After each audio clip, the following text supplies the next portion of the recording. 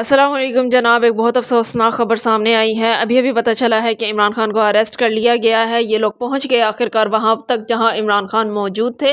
خیر وہ نہ تو چھپ رہے تھے، جو ہمارے لیڈر ہیں، نہ وہ کسی سے چھپ رہے تھے اور نہ وہ ملک سے باہر بھاگ رہے تھے۔ وہ یہیں پر تھا تو ان لوگوں نے پہنچ ہی جانا تھا۔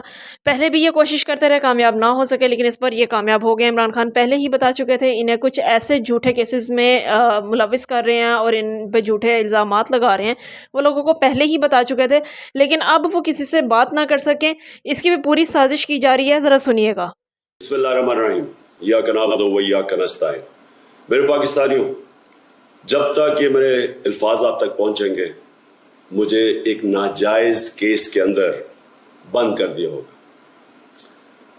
اس سے ایک چیز آپ سب کو واضح ہو جانی چاہیے کہ پاکستان میں جو فنڈامنٹل رائٹس ہیں، جو ہمارے آئین ہمیں حقوق دیتا ہے، جو جمہوریت ہے، وہ دفن ہو چکی ہے۔ اور ہو سکتا ہے کہ اس کے بعد مجھے موقع نہ ملے آپ سے مخاطب ہونے کا، اس لیے میں 2-3 باتیں آپ سے کرنا چاہتا ہوں آج۔ سب سے پہلے، پاکستان کی جو قوم ہے وہ مجھے 50 سال سے جانتی ہے۔ میں پبلک میں 50 سال سے کبھی میں نے نہ پاکستان کے آئین کے خلاف کیا ہوں، نہ میں نے کبھی پاکستان کا قانون توڑا ہے۔ اور میری ہمیشہ، جب سے سیاست میں آیا، میری ہمیشہ کوشش ہوئی کہ میں جو بھی اپنی جدوجہد کروں وہ پرامن کروں، آئین جو مجھے حق دیتا ہے پرامن احتجاج کا، اس کے بیچ میں رہ کے کروں۔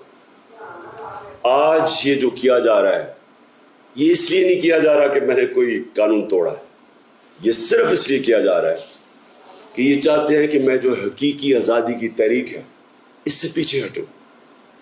اور یہ اس لیے کیا جا رہا ہے کہ یہ کرپٹ چوروں کا ٹولہ، امپورٹڈ حکومت جو ہمارے اوپر مسلط کی گئی ہے، یہ چاہتے ہیں کہ میں اس کو قبول کر لوں۔